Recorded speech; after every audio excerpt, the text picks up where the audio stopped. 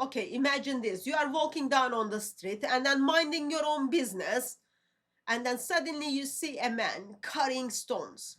Unusual, but maybe fine, right? Then you notice something else. He's completely naked.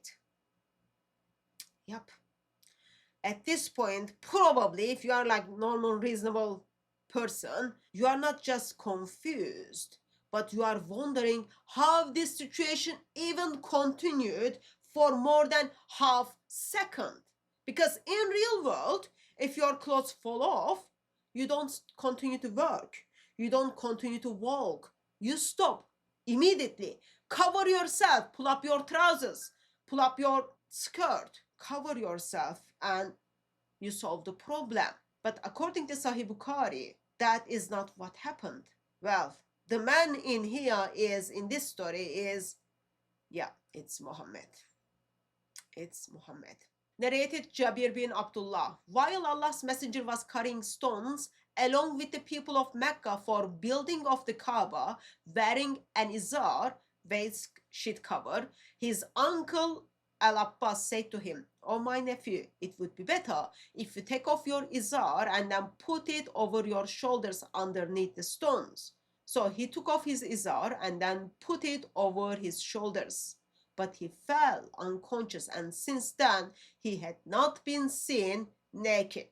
Good, everyone is so grateful that no one see him naked after that.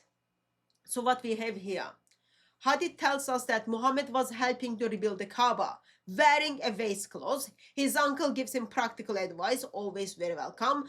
Take it off, put it on your shoulder like a cushion, right under the stone. So he does, because Muhammad is like very, very obedient person.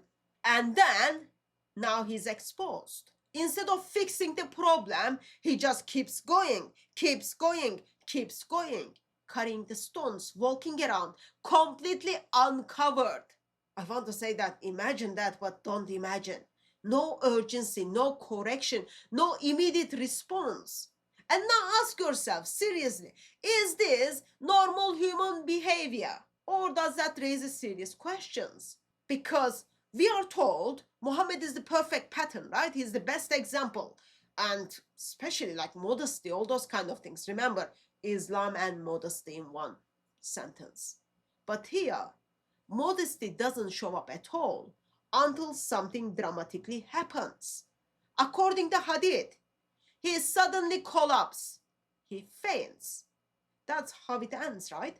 Not a decision, not awareness, not self-correction, just a collapse. And only after that we are told he was never seen naked again. That's a good thing, I guess. But, so let's be clear here. What this story is actually telling us. A situation that any of us, normal human beings with little bit brain, would stop and fix immediately, right? But in this situation, that simply continues as unchecked until Allah steps in. Allah doesn't step in with guidance at all. No. He steps in with knockout. And we are supposed to see this as a sign of prophetic excellence or something. What is this? Or does it sound like more a story trying to explain away an uncomfortable moment? We all been there, right? We all been in uncomfortable moments. This story is not coming to you from the critics of Islam at all. This is coming from one of the most authentic Islamic sources. So there is no need to question whether this is authentic or not. The question is, what does this story actually reveals? Let me tell you something that will stop this pain once for all. Because these stories are like, now, really painful. The striking thing about the Christian scripture is that it doesn't leave us exposed in our shame. From the beginning, when humanity stood naked and uncovered, God himself moved in to clothe them. Not just outwardly, but with his grace. And this is where Jesus Christ, eternal Son of the Father, shines so beautifully. He doesn't merely point out our exposure. He covers it. The eternal Son comes in love to clothe us with his own righteousness. We are dressed with his own righteousness, bringing us into the joy and the fellowship of the Father.